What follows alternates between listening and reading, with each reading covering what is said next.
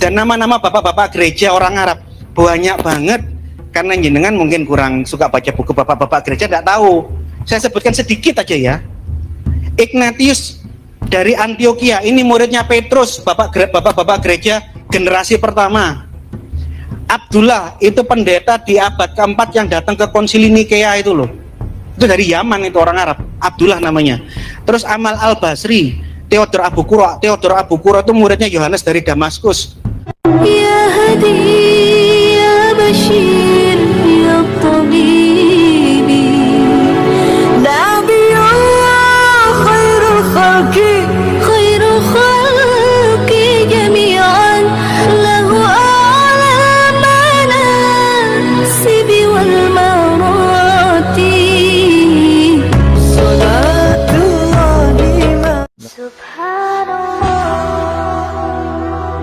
Bismillahirrahmanirrahim. Assalamualaikum warahmatullahi wabarakatuh. Kaum muslimin yang dirahmati Allah, semoga Allah senantiasa curahkan segala rahmat, segala nikmat yang berkepanjangan dan tiada berhujung dari dunia hingga akhirat, insyaallah.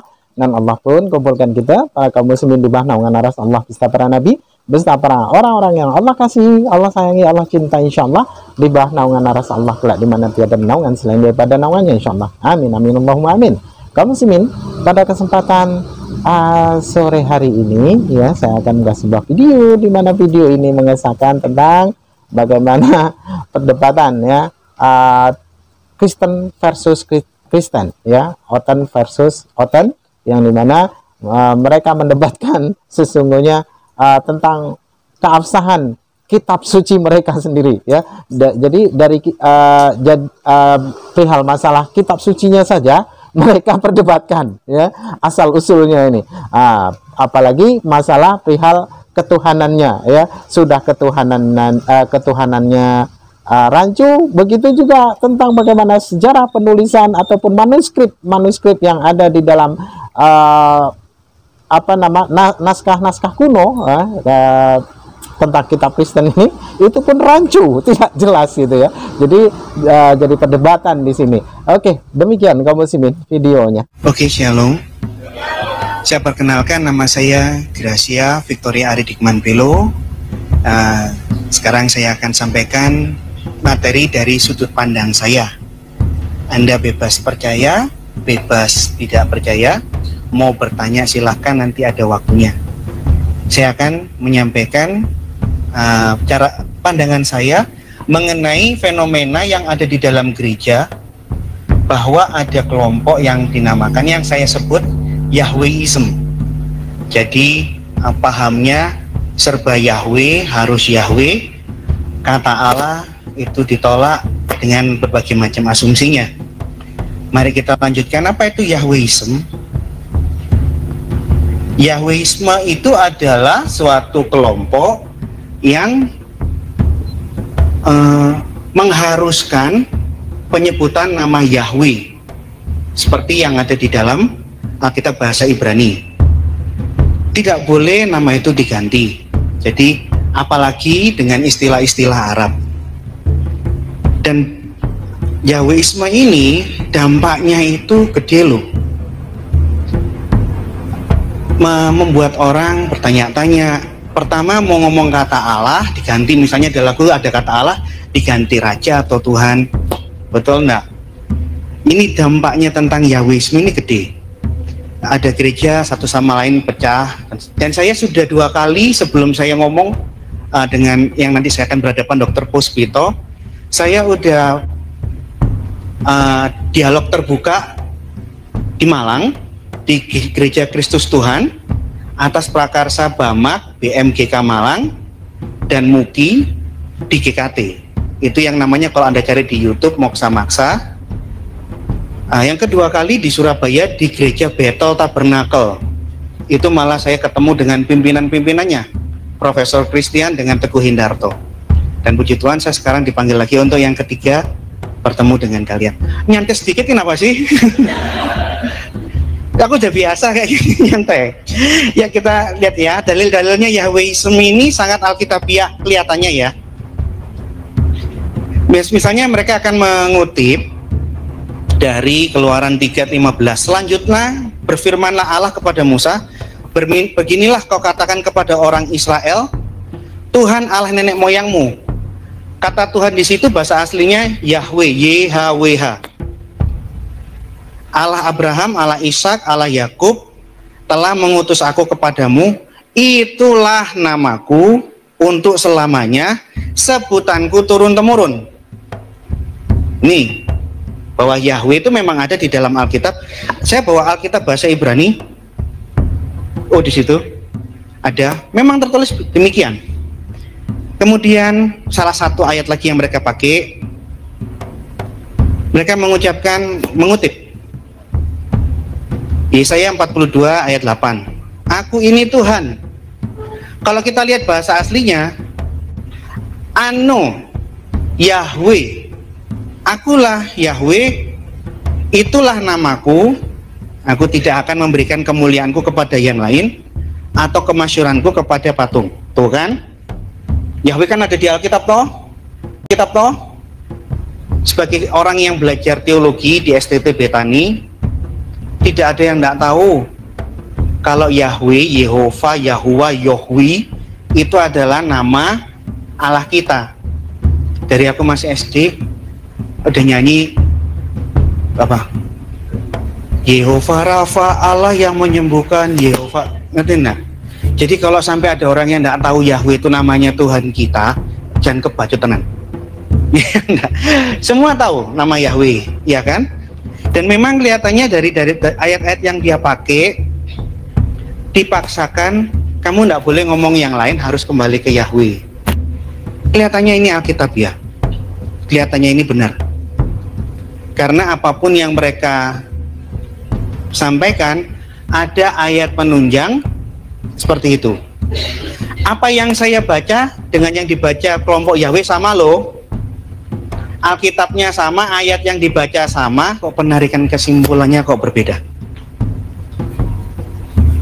Saya ingin tegaskan ke Anda, saya bukan anti Yahweh. Saya tahu Yahweh adalah benar tertulis di Perjanjian Lama. Saya menghormati, menyembah Yahweh. Yahweh itu Allah kita, Elohim kita, Tuhan kita, Gusti kita. Terserah kita mau sebut Tuhan dengan nama apa, terserah. Itu Tuhan kami. Saya sama sekali tidak pernah menolak Yahweh. Yang menjadi pembeda antara saya dan gereja-gereja yang sealiran dengan saya, dengan kelompok Yahweisme itu metode cara mereka menafsirkan Alkitab. Metode yang ditawarkan kelompok Yahweisme itu metode, kalau bahasa tekniknya literalis. Bahasa sederhananya metode harafiah. Seperti apa kata itu ya dimaknai dengan pemikiran saya, orang Jagalan, orang Sukun di tahun 2016, apa adanya. Sangat-sangat harafiah. Dan di dalam dunia teologi yang saya pelajari, metode harafiah apalagi dikaitkan dengan Tuhan itu metode yang paling berbahaya. Kita tidak boleh terlalu harafiah apalagi hal-hal itu dikaitkan untuk Tuhan. Kelompok Yahweisme ada kekurangan. Dia tidak melihat bahwa ayat itu kan hadir di tengah-tengah masyarakat Yahudi, adat istiadat Yudaisme, aturan-aturan orang ketimuran. Ini kekurangan mereka. Mereka sangat harafiah banget. Mereka bukan orang Yahudi, bukan orang yang hidup di Palestina, yang tidak di dalam aturan-aturan Yahudi yang ketat, menafsirkan secara harafiah ayat-ayat itu. Nah, saya menggunakan tafsir yang berbeda.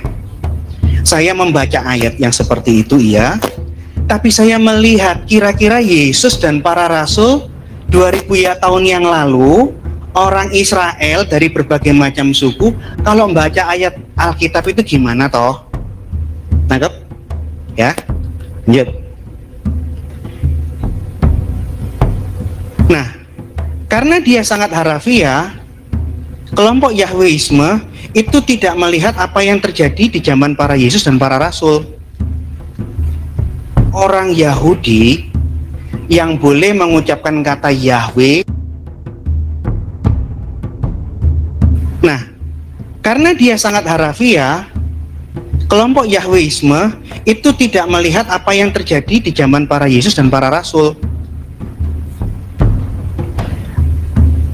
Di dalam adat Yahudi, di mana Tuhan Yesus hidup, di zaman para Rasul hidup, tidak ada satu orang Yahudi yang boleh mengucapkan kata Yahweh dari mulutnya seperti saya ini, Yahuwah Yahweh.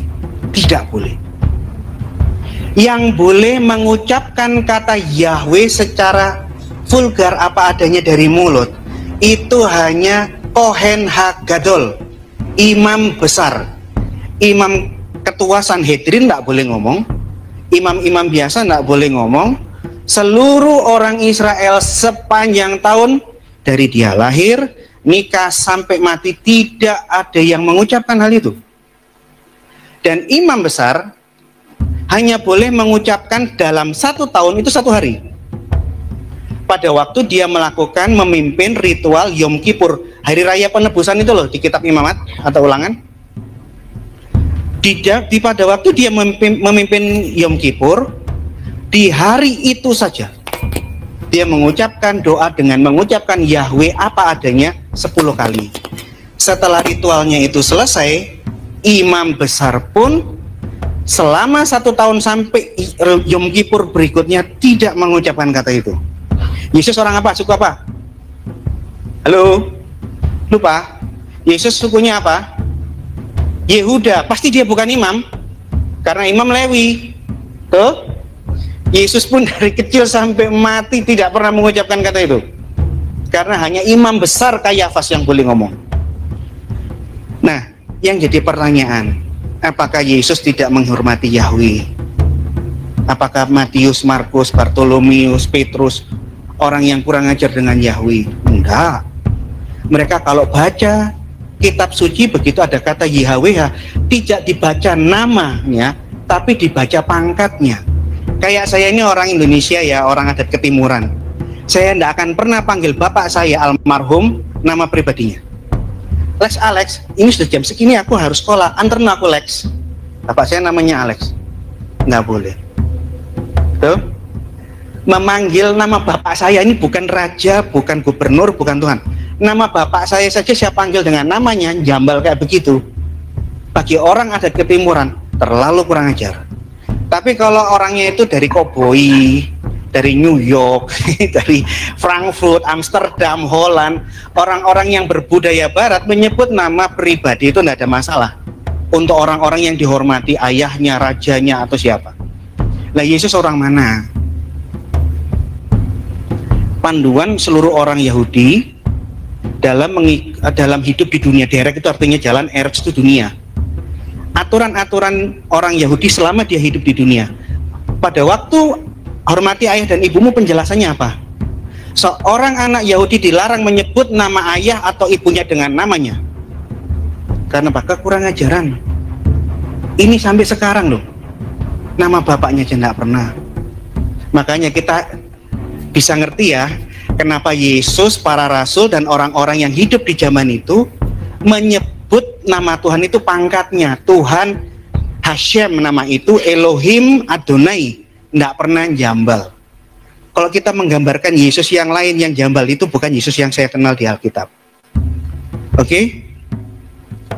Yesus paling banter ngomong apa? Bapak kami yang ada di surga.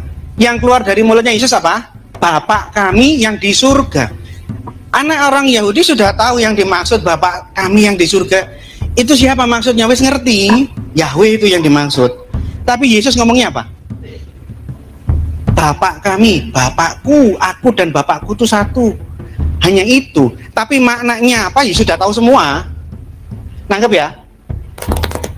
Dipermuliakan namamu, Hashem. Orang Yahudi dari kecil sampai kakek-kakek sudah ngerti. Dipermuliakan namamu itu siapa sih dimaksud, itu ngerti. Ngerti enggak? Tapi yang terucap apa? Namamu, Hashem, nama itu. Paling banter Yesus ngomong Adonai atau Elohim.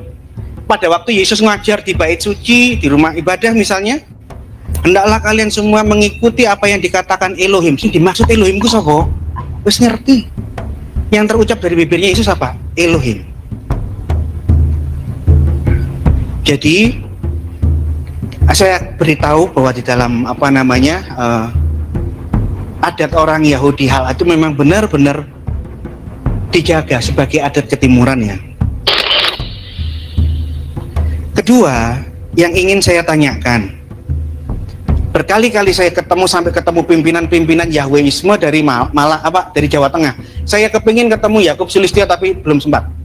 Paling banter saya ketemu Profesor Christian sama Teguh Hindarto. Puji Tuhan, Teguh Hindarto setelah ketemu dengan saya, dia tidak lagi menolak kata Allah. Ada perubahan setelah dialog terbuka di GBT. Yang saya tanyakan tetap sama. Anda ngomong Yahweh, Yahweh, Elohim, Elohim, ya kan? Harus kembali ke bahasa Ibrani. Saya minta tolong, bisa nggak Anda menunjukkan Alkitab, manuskrip Alkitab yang ditulis para rasul dari abad pertama dalam bahasa Ibrani? Aku minta bukti. Aku nggak kepingin adu tafsir atau segala macam lah, kan enak toh? Kalau dari abad pertama Anda tidak bisa tunjukkan Alkitab yang ditulis dari abad kedua dalam bahasa Ibrani, mana? Kalau abad kedua tidak ada, abad keempat, abad ke-10. Saya bawakan materi itu, saya kopikan. Selama 15 abad, satupun perjanjian baru yang ditulis dalam bahasa Ibrani tidak ada. Yang tertua ini tuh loh, saya bawa tahun 1555, Injil Matius ditulis dalam bahasa Ibrani tertua tahun 1555. Saya ada fotokopiannya, dokumen-dokumen saya, nanti Anda bisa beli ya. Saya total satu bendel itu 8.000, tapi jenengan kalau nggak punya duit 8.000 ya rapopo 5.000, 6.000 ya nggak apa-apa, saya kasih. Saya cuma fotokopi sekitar 25 ya.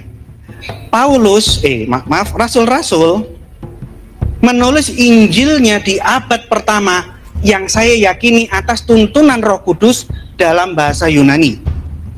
Ini iman saya ya. Jadi Roh Kudus dengan sengaja menuntun, mengilhami mereka menulis dalam bahasa Yunani. Dan di dalam bahasa Yunani tidak ada satupun kata Yahweh muncul.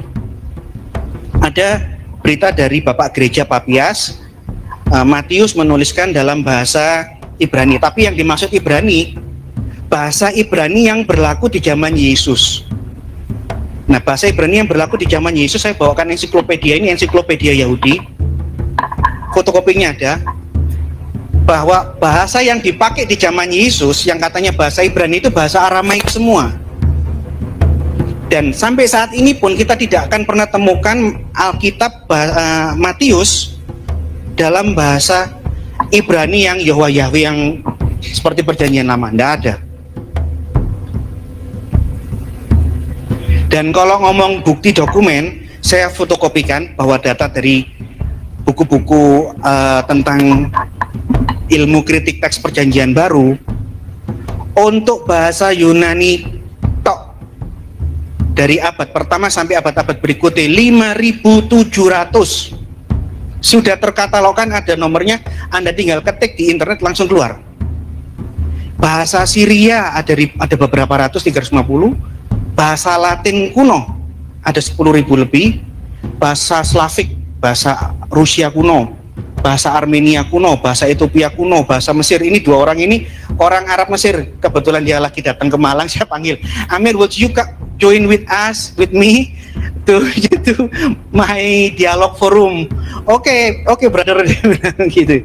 Ini orang-orang dari Kairo dan Alexandria, dari Mesir. Ini orang Arab Kristen ya, ini bukan orang Muslim. Nanti saya akan beri kesempatan untuk orang Arab Kristen di ngomong ya. Kita terlalu banyak memiliki bukti dan dokumen bahwa Rasul atas tuntunan Roh Kudus, iman saya, tidak menuliskan kata Yahweh. Paling-paling dia menulis dengan kata kurios. Ada kata kurios yang maksudnya Yahweh, tapi dia tulis kurios. Apakah saya atau kita ini lebih hebat dari Paulus, dari rasul-rasul? Oh, kamu tuh goblik, bodoh kamu Matius, keliru, harusnya Yahweh, nggak boleh kamu nulis kurios. Masa kayak gitu? Nangkep nggak? Metodenya kan beda ya, cara yang dibaca ayat kitabnya sama, bener sama. Yang dia suruh supaya kita menghormati Yahweh, saya hormati juga. Tapi pada waktu menafsirkan Alkitab bener-bener, cara analisa mereka dengan kita beda. Ya, problemnya kita tahu Yahweh, sepakat Yahweh adalah nama diri Tuhan kita. Tapi Yahweh pun itu juga dipakai sebagai nama dewa oleh bangsa-bangsa di daerah Palestina kuno. Ada 3 prasasti, Anda bisa lihat di internet. Yahweh itu sekutunya Asyera. Nanti saya tunjukkan gambarnya, Anda bisa lihat, ketemu. Jadi Yahweh bagi kita ini nama Tuhan, ya kan? Tapi bagi bangsa-bangsa sekeliling Timur Tengah kuno, itu ya panggilan nama dewa. Warga negara Israel yang beragama Muslim nyebut Allah itu bukan Allah, tapi Yahwah. Ini orang Muslim. Warga negara Israel yang beragama Islam manggil Tuhannya itu namanya Yahwah. Yahwah itu Yahweh itu loh. Di Nablus. Ini Amir, Mesir ini tetanggaan sama Israel. Dari Mesir ke Eliat itu cuma yang masa jangka gini tok sudah pindah negara itu. Ya. Ayo kita lanjut. Ini contoh prasastinya. Ada tulisan kata Asyo the King berkata kepada Yahaleel dan kepada Yoasa dan kepada titik-titik, aku memberkati kamu dengan Yahweh dari Someron dan dari Samaria dan dengan Asyerata. Yahweh sekutunya Dewi Asyerata. Asyerata Dewi perempuan. Ini loh prasasti-prasasti kuno yang ada di Timur Tengah yang kedua.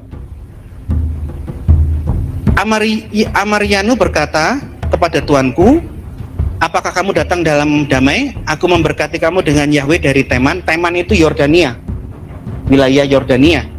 Dan dengan Asyerata. Asyerata Dewi perempuan. Ini dianggap sekutu ini. Yahweh di kita ini nama Tuhan kita, kita kusuk membayangkan Yahweh itu kayak gimana. Tapi bangsa-bangsa Timur Tengah kuno pun membayangkan Yahweh itu sekutunya Dewi Asyera. Kalau yang lebih kuno lagi, Dewa El, atau dalam bahasa Assyria kuno dibilang Ilusadu, itu juga kawin sama Asyerata, anaknya Dewa Baal. Apakah Dewa El itu adalah dewa Yahweh yang ditemukan di abad ini, abad 8 sebelum Masehi ya, 800-900 tahun sebelum Masehi ini. Nah coba, ada lagi yang ketiga, I bless Urayahu by Yahweh, that's to save from his enemies, save him for the sake Asyerata. Kembali Yahweh disebut sebagai sekutu Dewi Asyera. Kemudian saya ingin membuka pengertian bahwa kita tuh jangan terlalu ekstrim dengan penggunaan nama, karena kata ini netral. Yahweh Tuhan kita dipakai nama dewa, dipakai sekutunya Dewi Asyera. Orang Islam di Israel, di Nablus, nyebut juga Yahweh. Kata ini netral, tergantung siapa yang mengucapkan. Demikian juga kata Theos di dalam Alkitab bahasa Yunani. Kata Theos terlalu banyak. Kata Theos yang dipakai di Alkitab itu pun juga dipakai sama orang-orang Yunani. Theos Zeus, Theos Hermes, Theos Hades, Theos Ares, dewa-dewa. Rasul memaknainya Theosnya yang mereka percaya. Orang Yunani juga ngomong Theos Zeus, nyembah Theos Apollo, nyembah Theos macam-macam. Tapi dengan konsep penyembahan berhala. Netral enggak? Pada waktu Paulus jalan-jalan, dia ketemu ada semacam mezbah dan tertulis ada mezbah untuk dewa, tertulis kepada Allah yang tidak dikenal. Itu bahasa Ibraninya itu agnostosteo itu. Agnostosteo. Agnostosteo itu dewa yang baru muncul di zamannya Parmenides. Parmenides itu kira-kira 400 tahun sebelum Masehi. Loh. Agnostosteo aslinya itu nama dewa. Jadi di zaman Parmenides ada pagebluk, ada wabah penyakit yang tidak bisa disembuhkan. Mereka nyembah Zeus, nyembah macam-macam dewa, tetap sakit. Akhirnya raja pusing. Ini salah apa ya? Coba panggil Parmenides, ahli filsufat, siapa tahu dia ada jawaban. Parmenides datang ke hadapan raja, ditanya. Parmenides tanya sama raja, apakah kamu udah ngasih persembahan ke dewa ini? Sudah. Dewa ini sudah. Dewa itu sudah. Dewa ini sudah. Semuanya sudah. Tapi wabah tidak selesai-selesai. Oke, kalau gitu aku minta. Lagi aku akan datang. Kasih jawaban. Setelah 2 hari dia datang ke raja, dia ngomong, jika kalian semua udah memberikan persembahan kepada berbagai macam teos itu, dan tetap ada wabah, berarti ada kurang satu. Teos siapa lagi? Katanya raja. Berarti ada teos yang tidak kamu kenal dan teos yang tidak saya kenal, yang melebihi dari semua teos-teos yang ada. Akhirnya dibuatkan mezbah tapi tidak ada patungnya. Raja tanya, loh kok nggak ada patungnya? Ya memang aku nggak kenal teos ini siapa. Dikasih tulis agnostotheos. Setelah dikasih persembahan kepada Tuhan yang tidak dikenal, mujizat terjadi. Pagebluknya sirna dan tidak ada yang mati. Dan mezbah agnostosteo itu dari tahun 400 sebelum Masehi masih ada sampai ketemu Paulus ini loh. Dan Paulus menggunakan inkulturasi, nama dewa Yunani dipakai jembatan untuk mengabarkan Injil. Yo, ini apa coba? Terus nama dewa toh? Ayo kita lihat lagi. Pada waktu Paulus digigit ular berbisa, nak mati, dia bilang bahwa ia seorang dewa. Coba lihat ayatnya. Theon auto einai. Kata dewa di sini bahasa Ibraninya juga theos. Ya. Elohim yang dipakai sebagai kelompok Yahweh itu seakan-akan nama yang luar biasa.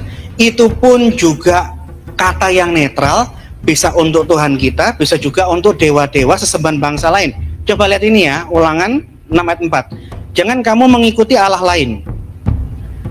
Bahasa Ibraninya Elohim Aherim. Kata Allah lain di dalam Alkitab Perjanjian Baru juga menggunakan kata Elohim. Jadi ILT sama IMB ini kurang jujur. Kalau Elohim itu untuk sesembahan kita diganti, tetap ditulis Elohim. Tapi begitu kata-kata Elohim bangsa-bangsa, Elohim asing, Elohim lain, dia tidak terjemahkan Elohim ya Elohim. Tapi yang untuk kita dikasih Elohim, tapi yang untuk dewa-dewa atau bangsa-bangsa yang lain diganti ilah-ilah. Gak jujur loh. Nah, tapi kalau kita ngomong Alkitab LAI, dia lebih konsisten. Saya bawa kamus Ibrani Arab ya. Elohim dalam bahasa Ibrani, bahasa Arabnya itu Allah.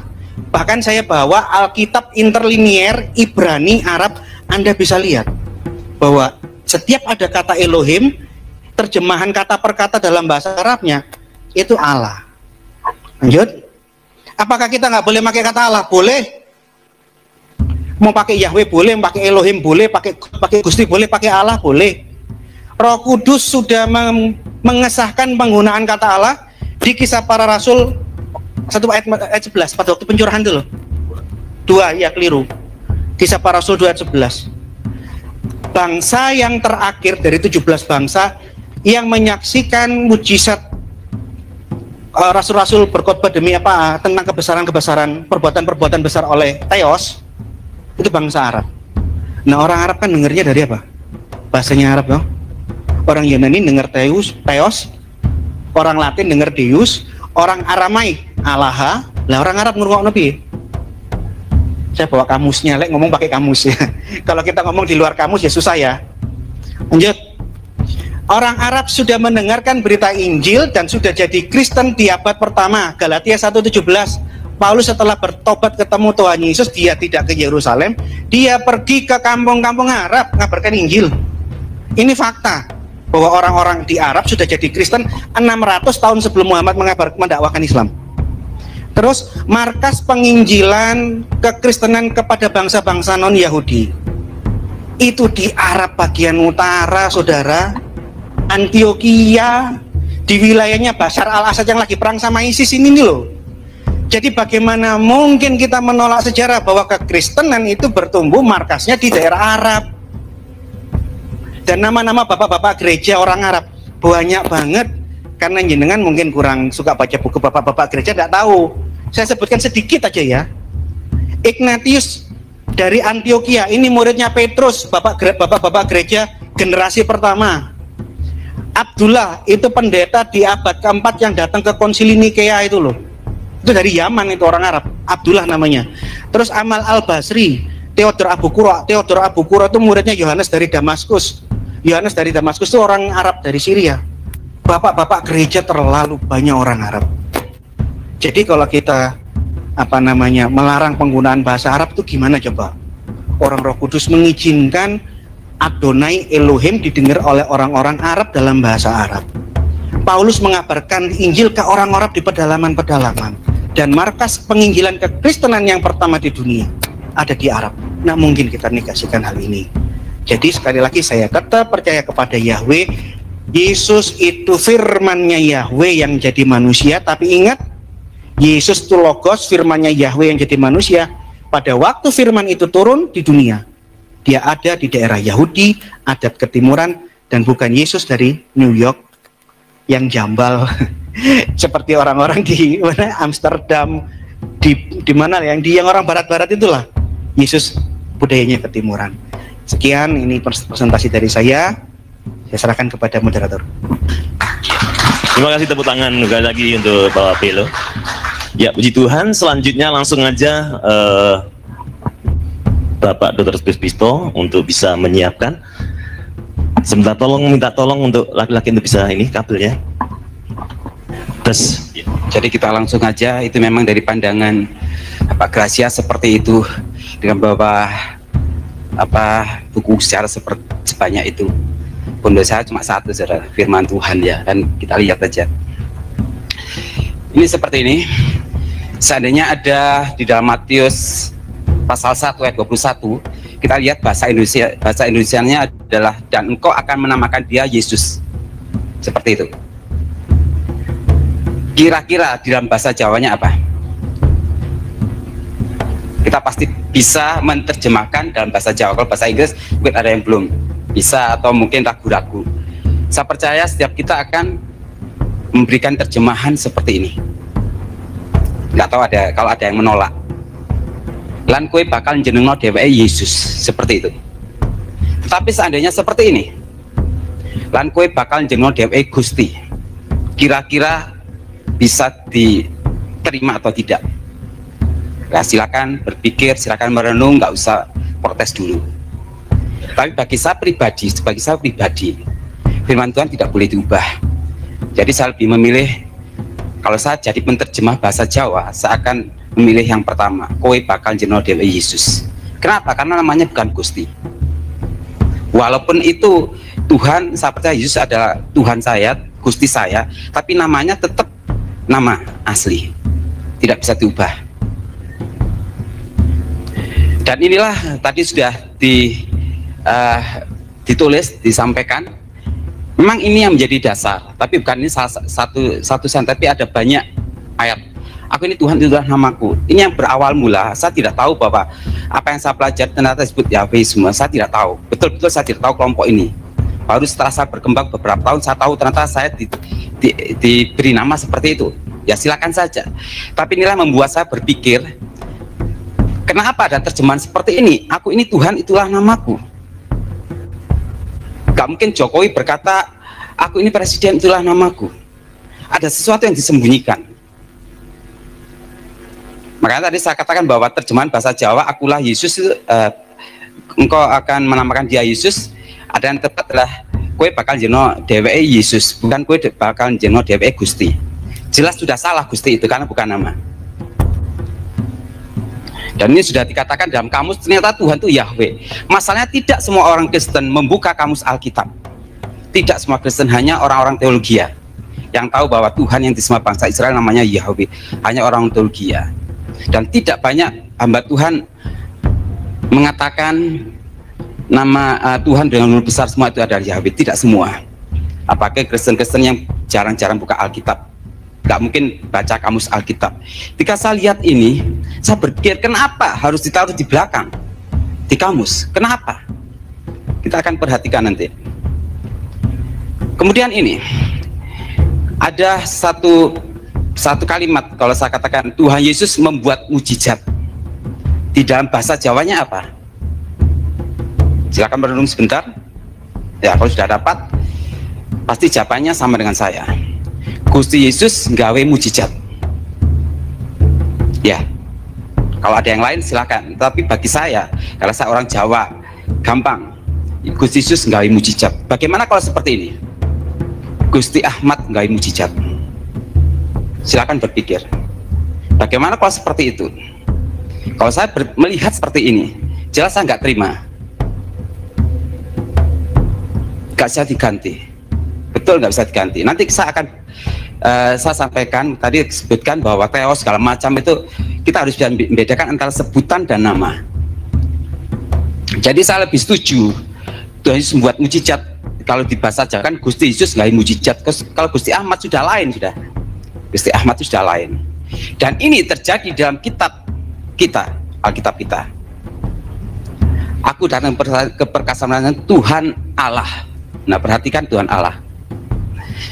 Restorative King James Version, jadi KJV ini sudah mengubahnya. Dulu Lord huruf besar semua, hari ini sudah diubah menjadi YHWH. Jadi aslinya aku datang dan ini hanya salah satu contoh ya. Ada banyak contohnya dalam Alkitab, sehingga nama Tuhan Yahweh diganti Tuhan Allah huruf besar semua.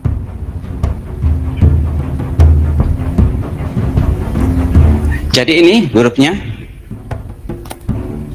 Yod He Wo He, itu diganti dengan AL alif lam lam ha, Allah huruf besar semua.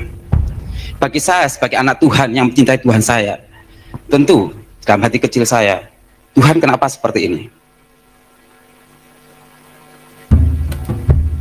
Kenapa? Karena saya pegang adalah ini. Jangan kamu menambahi perkataan yang aku perintahkan padamu dan tidak seharusnya menguranginya demi melihara perintah-perintah Yahweh Tuhanmu.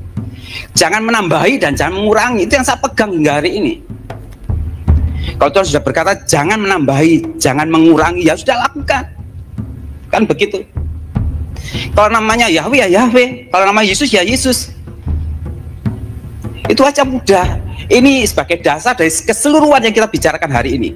Jadi kalau nanti ada diskusi panjang lebar sana sini dengan menunjukkan berbagai pustaka ini, silakan. Saya suka sejarah, tetapi yang saya pegang ini. Selama itu menambahi perkataan dan mengurangi perkataan firman Tuhan, saya anggap tidak saya terima. Kenapa? Karena janji Tuhan sudah mengatakan jangan menambahi, jangan mengurangi. Sebenarnya cukup seperti ini saja saya jelaskan. Karena ini dasar dari segala yang saya percaya, saya imani. Ini diulangi lagi ulang 12, segala yang kuperintahkan padamu haruslah kamu lakukan dan setia, jangan engkau menambahi, jangan mengurangi.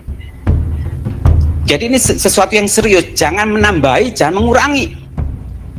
Tetapi Alkitab yang saya baca dalam terjemahan Alkitab LAI, Lembaga Alkitab Indonesia, sudah mengubah nama Bapa saya yang saya sembah dengan ALLAH, di sisi satunya TUHAN huruf besar semua. Jadi kalau saya guyonan dengan orang-orang yang pro A, saya tanya, kalau kamu nyebut A itu huruf besar semua atau huruf kecil? Ya terserah, yang penting saya menyembah Tuhan tahu. Wah, sama saja dia katakan seperti itu. Saya katakan tidak sama, kan di Alkitab yang kamu pegang mengatakan tidak sama. Di kitab Wahyu diulangi lagi, jangan menambahi, jangan mengurangi. Ini juga cukup jelas. Jangan mengurangi, jangan menambahi. Dalam hal ini adalah yang mendasar adalah nama Bapa. Inilah Alkitab LAI kita. Saya tidak tahu seberapa banyak kita yang suka belajar Alkitab, tapi tidak memperhatikan tulisan-tulisan. Dalam Alkitab ada huruf kapital, ada huruf kecil. Kalau di dalam Alkitab terjemahan lama LAI, semuanya sama. Tapi dalam Alkitab yang kita pegang sekarang, ada bedanya. AL, A-nya sebesar, T-nya sebesar, Tuhan huruf besar semua, Tuhan huruf besar, A-nya yang kecil. Ini juga seperti ini. Kalau tadi katakan ILT curang, saya juga bisa katakan LAI curang, karena tidak menjelaskan dalam kamusnya, hanya TUHAH yang dijelaskan, tapi A nggak pernah dijelaskan. Saya tidak membela ini terjemahan mana, karena ILT saya anggap memang ada ada kekurangannya, betul. Ketika Thomas mengatakan ya Tuhanku dan Allahku, di LAI harusnya ya Tuanku dan Tuhanku gitu. Adonai dan Elohimku. Jadi saya hanya setuju bahwa apa yang ada dalam Alkitab nggak boleh dikurangi, nggak boleh ditambah. Jadi katakan tadi ILT curang, betul, memang betul. Seperti itu. Kalau berbicara soal Tuhannya bangsa lain, dia tulis ilah. Tapi berbicara Tuhannya, sebutan Tuhan untuk bangsa Israel ditulis Elohim. Sebenarnya sama, tapi untuk membedakan saja.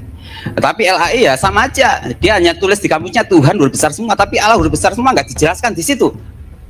Dan tidak pernah ada selebaran dari Lembaga Alkitab Indonesia menuliskan bahwa ada jebakan-jebakan Beckman. Saya katakan seperti jebakan-jebakan, karena tidak ada orang yang tahu ini apa artinya. Nah sebenarnya ini terjemahan asli Allah itu dari El Eloah Elohim Adonai Yahweh, ini seperti ini ya. Karena waktunya cukup singkat, saya hanya mengatakan Tuhan Allah udah besar semua, ada banyak di Yeskiel. Sebenarnya aslinya Yahweh. Tuhan T-nya besar, A-nya besar, itu Adonai Elohim. Kalau terjemahkan bahasa Indonesia sebenarnya Tuan, Tuhan. Dari Adonai Tuan, Elohim itu Tuhan. Ini adalah kata sebutan. Nah karena terjemahan seperti itu, akhirnya ada kalimat-kalimat yang cukup aneh. Keluaran 23, laki-laki harus menghadap ke hadirat Tuhanmu Tuhan. Loh, Tuhanmu Tuhan, kan aneh. Kalau dikatakan Tuhanmu Yahweh aja enak. Tuhanmu Tuhan, kenapa? Tuhanmu Tuhan, bingung. Tuhan sopo ya. Kalau orang suka baca Alkitab, baca di kamusnya nggak apa-apa. Tapi kalau nggak, ini lebih aneh lagi ini. Yang memberikan bebas itu namanya Allah Israel, Allah. Mulai kapan Tuhannya Israel bernama Allah? Kan gitu. Aslinya Elohenu Israel. Allah Israel Allah. Tidak pernah Israel menyembah Tuhan yang bernama Allah, tidak pernah.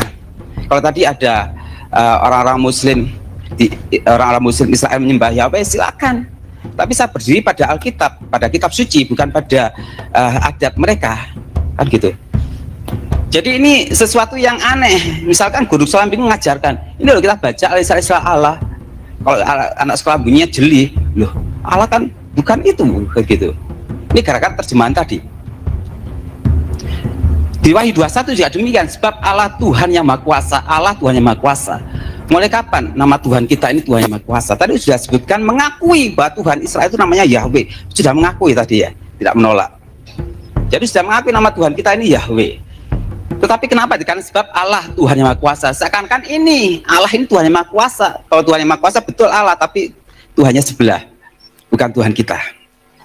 Dalam hal ini kesepakatan kita sama-sama mengakui, Bapak Gracia mengakui bahwa Tuhan yang disembah kita adalah Bapak kita namanya Yahweh. Mengakui kan? Sama. Perbedaannya nanti kita akan lihat. Nah, mengapa nama Allah masuk dalam Alkitab kita? Salah satu penterjemah Alkitab paling awal dulu bernama Abdul Qadir Abdullah bin Abdul Munsi, sastra Melayu yang tak ada keislamannya, meninggal ketika naik haji di Mekah.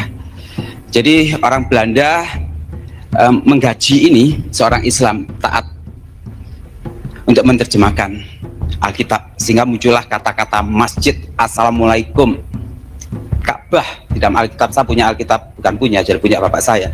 Alkitab tahun kata-kata itu, Yesus masuk ke masjid, kemudian dia berkata assalamualaikum. Semuanya sudah dihilangkan sekarang dari revisi, dari tahun ke tahun sudah dihilangkan. Sudah berapa kali LAI revisi, saya tidak menghitung, tapi sudah banyak sekali revisi. Semua kata-kata itu dihilangkan, hanya satu yang tidak dihilangkan, A yang tidak dihilangkan. Mengapa nama Yahweh? Saya tidak mengatakan harus kita menyebut nama, enggak. Kita menyebut Tuhan Bapa boleh, menyebut namanya juga boleh. Tapi mengapa harus ini? Karena diperkenalkan sendiri olehnya. Ini bukan orang lain, bukan Musa mengenalkan nama Tuhanmu adalah Yod-He-Wo-He Yahweh. Tidak seperti itu. Yang mengenalkan diri Tuhan sendiri, akulah Yahweh, Tuhannya Abraham, Elohimnya Abraham, Ishak dan Yakub. Ini Tuhan sendiri berbicara melalui mulutnya. Dia berbicara namaku. Jadi yang mendengarkan ini. Karena tertulis dalam kitab suci, tertulis. Bukan hanya adat lesan dan segala macam. Dan dilarang diubah. Nah, ini yang kita harus tahu. Nama Tuhan dilarang diubah. Kenapa? Ya tadi itu, jangan menambahi, jangan mengurangi. Makanya saya tadi katakan sejak awal, Diskusi ini saya hanya cukup sampaikan sependek ini aja. Udah, jangan nambah, jangan ngurang. Apa yang ada kita lakukan, apa yang tidak ada tidak usah kita lakukan. Silakan bangsa Arab ngomong seperti itu, silakan bangsa Arab ngomong itu. Tapi bergansa adalah firman Tuhan, itu saja. Makanya saya bawa hanya satu Alkitab saja. Enteng ya. Nggak usah banyak-banyak ya. Mengapa tidak boleh bagi saya? Ini pandangan saya. Mengapa tidak boleh? Karena memang Allah bukan nama yang tertulis, bukan nama. Nanti kita akan lihat ini bukan sebutan juga. Dan kita dilarang menyebut, perhatikan, kita dilarang. Ada larangannya. Jadi kalau saya mengatakan jangan menyebut nama A, bukan saya mengatakan. Karena kita dilarang. Tahu dilarang? Nggak boleh. Ini dasarnya. Segala hal yang telah kufirman kepadamu haruslah kamu waspada. Janganlah kamu menyebut nama ilah-ilah lain. Jangan menyebut. Janganlah terdengar dari mulutmu. Ini perkataan Tuhan. Jangan sampai keluar nama Tuhannya bangsa lain. Di dalam terjemahan lama LAI sudah betul menulis ilah. Tapi dalam terjemahan baru ditulis Allah. Saya pikir orang ini penerjemahnya bingung apa enggak ini. Ya. Jadi awalnya kalau kita lihat di dalam terjemahan lama ditulis ilah. Betul, karena ilah adalah nama, bukan nama, sebutan Tuhan, ilah.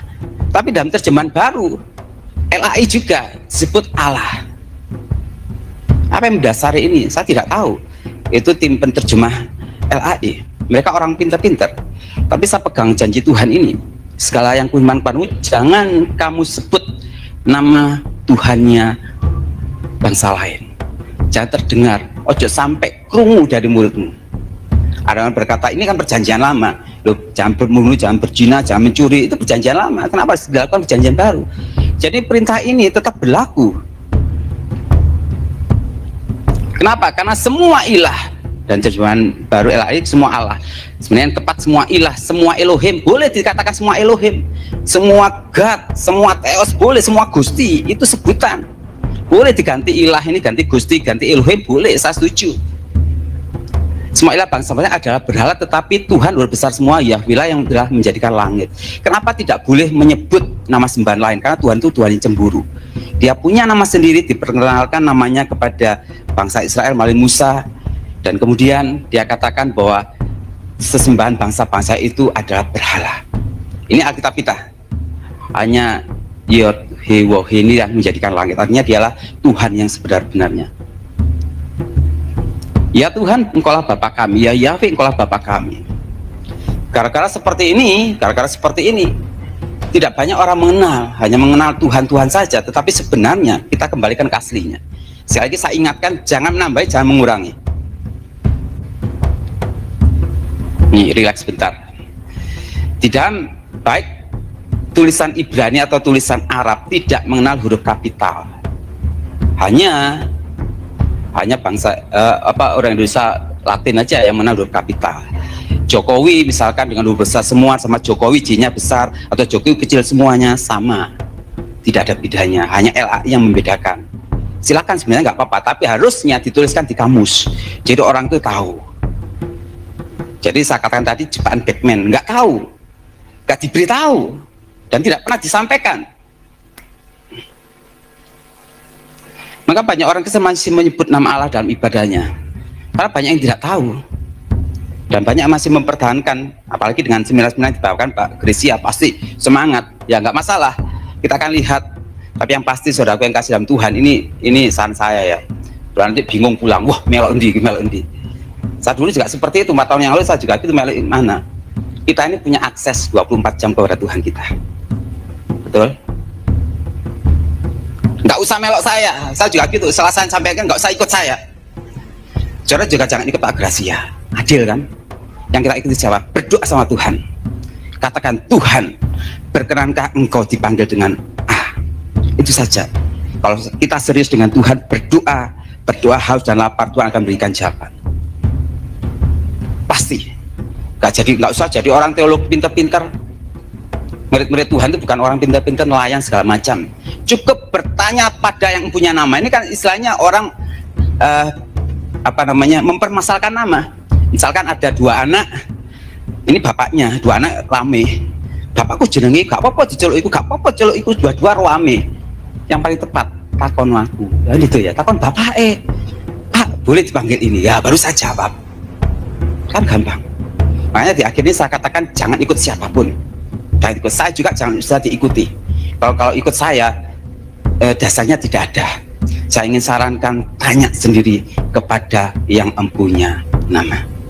Supaya ada dasar yang kuat. Silakan nanti terangkan segala macam, sudah ikut siapa, tapi nanti akan ketahuan sudah ikut siapa, ikut-ikutan atau memang dari Tuhan, akan ketahuan ke depannya. Jadi karena banyak yang tidak tahu. Yang kedua, mengapa bahwa Alkitab sudah betul karena apa? Diterjemahkan oleh orang, diurapi Tuhan. Ada profesor teologi STH, MA segala MM ya, segala macam TH. Kalau saya bilangnya STA ya. Sungguh Tuhanku ajaib, itu aja. Jadi mereka menganggap bahwa Alkitab LAI sudah betul. Saya percaya mereka juga dipakai Tuhan. Tapi masalahnya kalau kita mati-matian mendasarkan iman kita kepada orang-orang di LAI, kita harus tahu berapa kali direvisi Alkitab kita sampai orang sebelah ngomong, loh Alkitab kok diubah-ubah? Kan betul. Kalau memang betul, nggak usah direvisi, sudah dari awal. Kenapa kata masjid dihilangkan? Kalau sudah berani, tetap aja sampai sekarang. Kenapa kata assalamualaikum dihilangkan? Kenapa kata insya Allah dihilangkan? Itu ada, saya punya Alkitabnya. Kenapa kok dihilangkan? Kalau berani ya silakan saja. Ternyata dihilangkan. Jadi mereka diurapi Tuhan betul, mereka dipakai Tuhan. Tetapi harus tahu, mereka hanya manusia dan penerjemahan ini tidak luput dari warisan dari atasnya. Belanda, Inggris, King James, dan akhirnya bangsa Ibrani. Dan Ibrani pun itu diwarisi oleh Septuaginta. Nanti tidak dibicarakan ya, tapi pasti kita akan sampai ke sana. Septuaginta adalah Alkitab bahasa Ibrani yang abad ketiga sebelum Tuhan Yesus lahir, diterjemahkan oleh orang-orang 72 orang Ibrani di Alexandria di Mesir, dibuat dalam tulisan Yunani. Dan karena mereka pulang dari pembuangan Babel merasa menghormati nama Yod-Hi-Wohe tadi, Yahweh, akhirnya mereka menuliskan bukan Yahweh, menuliskan Kurios. Kurios itu bahasa Yunani yang artinya Tuhanku. Gara-gara Septuaginta ini semua salinan mengikuti ini. Nanti kita akan lihat apakah betul Yesus atau Yesus itu menyetujui. Ya gitu, kita akan lihat ini. Mengapa banyak orang Kristen ini ya menganggap Allah hanya sebagai sebutan dan berasal gabungan al dan ilah, bukan nama diri. Kalau ada orang yang pintar bahasa Arab, nanti kita akan lihat ini, benarkah demikian? Jadi hanya sebagai, tadi yang diulang-ulang ini betul kalau itu memang sebagai sebutan. Kita harus bisa membedakan antara sebutan dan nama. Misalkan Dondo itu nama ya, Usito itu nama, Andri itu nama, tapi Pak, Ibu, kemudian Mas, Om itu sebutan. Boleh untuk semua, makanya Elohim, Theos, tadi katakan Theos itu boleh untuk bangsa-bangsa lain, kan itu sebutan. Harus dibedakan antara sebutan dan nama. Beberapa kali saya diskusi dengan teman-teman dari Pro A, mereka selalu ngomong, nggak apa-apa Tuhan dipanggil nama apa saja. Saya katakan boleh dipanggil dengan sebutan apa saja sesuai dengan bahasa masing-masing, tetapi tunjukkan ayatnya di mana dia berkenan dipanggil dengan nama apa saja. Jadi Tuhan kita boleh dipanggil Theos, God, Gusti, Tuhan boleh, tapi jangan sampai panggil Semar, Gareng, Ahmad. Jangan pakai panggil itu, karena dia punya nama. Jadi harus bisa bedakan antara nama dan sebutan. Ini kamus besar, harus bisa bedakan sebutan itu ilah, sesembahan yang disembah, sedangkan Allah itu nama Tuhan. Jadi jelas nama Tuhan. Dan sini mencipta alam semesta, karena ini yang menuliskannya adalah orang Muslim, jadi dia menyebut bahwa Allah itu nama Tuhan pencipta. Jadi bisa bedakan ya ilah dan Allah. Bagi saya nggak anti Arab, saya suka bangsa Arab, saya punya teman dari orang-orang Arab, mereka juga menyebutnya ilah. Saya punya seorang dari Pakistan, saya tanya di sana nyebutnya apa, mereka punya ilahi.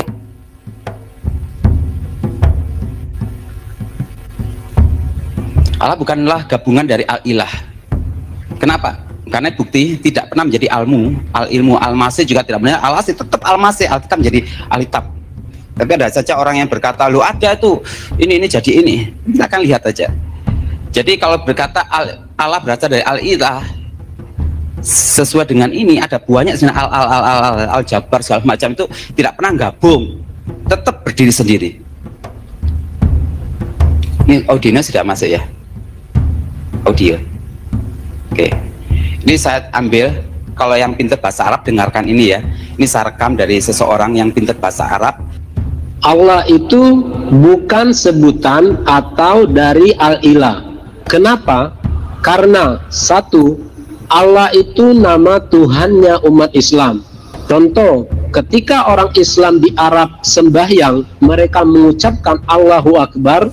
Begitu juga dengan orang Islam yang ada di Amerika, mereka tetap mengucapkan Allahu Akbar, bukan God Akbar. Kedua, Allah itu bukan dari al-ilah dengan menghilangkan alif seperti yang dijelaskan para dosen Islamologi, sehingga tinggallah.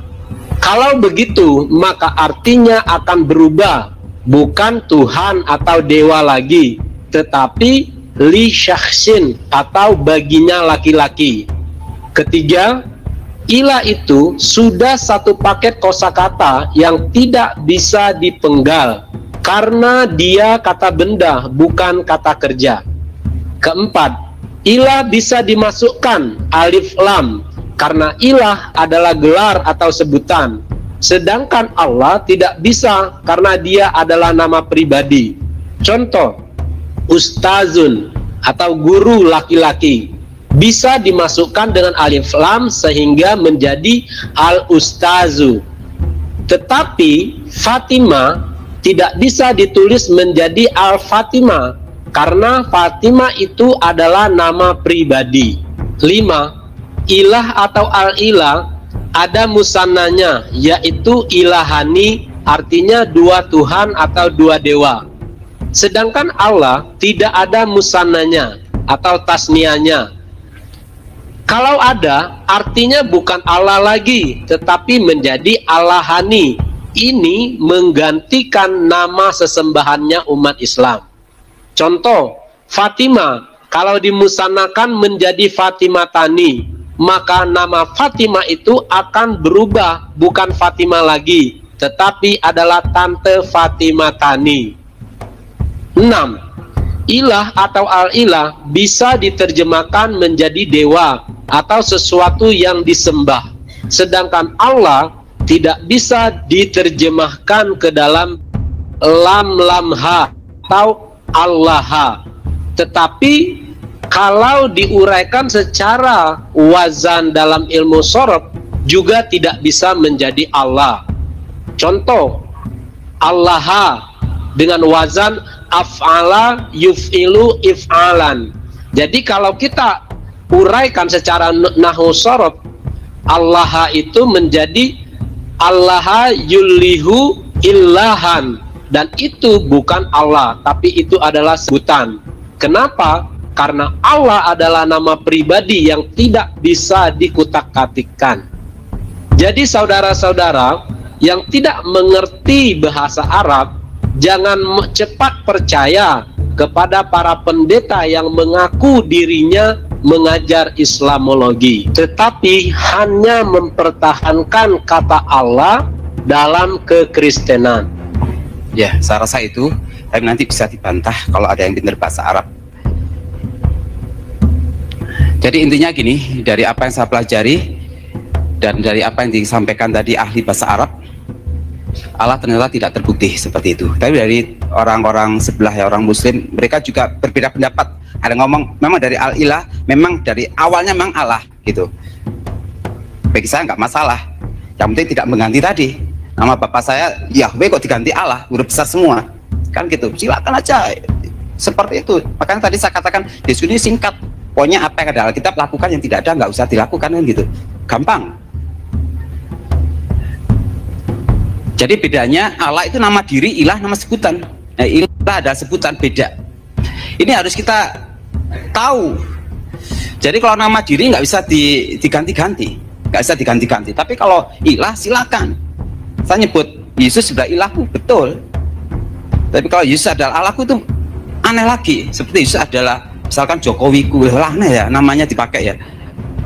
Kalau sebutan bisa diberi kata sandang, tapi nama diri tidak bisa diberi kata sandang. Ini contohnya.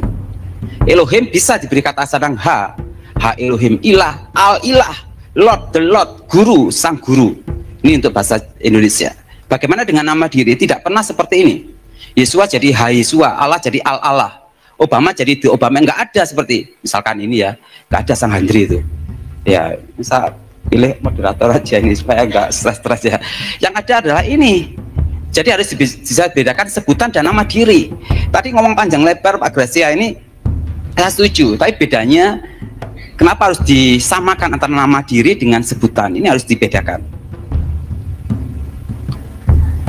Kalau sebutan bisa dijamakkan, nama diri tidak bisa. Gak iso akeh. Ini contohnya. Tadi namanya Musanah ya dalam bahasa Arabnya Musanah. Ibrani El Eloah, jamaknya Elohim. Aram El Elah Allaha. Nah Arab untuk ilah atau ilah dalam bentuk tunggal, jamaknya bukan Allah tapi aliha. Jadi bentuk jamak dari ilah atau il itu aliha. Allah mana? Enggak ada di sini Allah. Jadi memang Allah adalah nama diri. Makanya syahadat saudara kita, mereka mengatakan la ilaha illallah. Tidak ada ilah, tidak ada Tuhan selain nama diri Tuhan mereka. Jadi ini tunggalnya, jamaknya ya El, Elohim, Ilah, Aliha, God, tinggal nambah S. Kalau Tuhan bahasa Indonesia tinggal 2 kali Tuhan. Yesus ini nggak ada, jamaknya nggak ada. Musa juga gitu, Allah juga nggak ada jamaknya. Saya tanya kalau Allah itu sebutan jamaknya apa? Bingung orang jawab, karena memang tidak ada. Tapi kalau Ilah jamaknya adalah Aliha. Jadi karena tidak ada jamaknya, karena memang nama diri ini bukan sebutan nama diri. Makanya selalu saya tekankan harus bisa bedakan sebutan umum dengan nama diri. Elohim itu sebutan. Boleh orang yang menyembah berhala ngomong kepada batu, ini Elohimku, betul, kan itu sebutan. Ini Tuhanku, boleh. Tapi kalau nama diri ya beda. Ya ini seringkali saya jumpai. Mengapa masih menyebut nama A dalam ibadahnya? Karena berpikir yang penting Tuhan tahu hati kita. Demikian tadi kamu sih ini ya.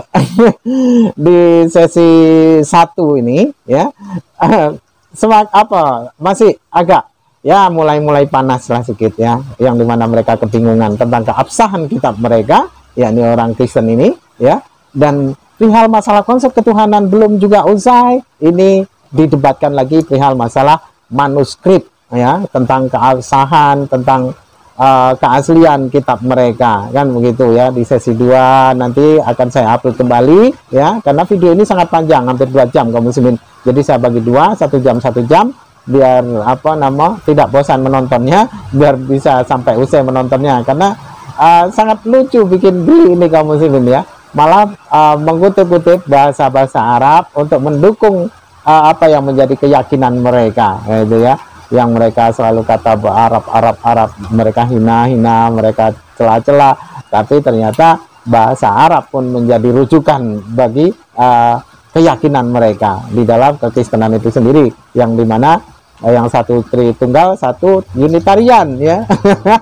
Jadi bikin kita tertawa kaum muslimin. Dan ya nanti ketika di penghujung video yang akan saya upload di kemudian nanti, mungkin ya akan menjadikan sebuah pemaparan atau ilmu yang sangat ya cukup menggelikan gitu ya. Jadi di dalam kekristenan ini jelas tidak ada keselamatan, karena dari keyakinan mereka saja sudah berbeda-beda ya, masalah konsep ketuhanan maupun keabsahan kitab mereka, kan begitu. Oke, demikian kaum muslimin yang dapat saya sampaikan. Saya akhiri video saya ini. Wassalamualaikum warahmatullahi wabarakatuh.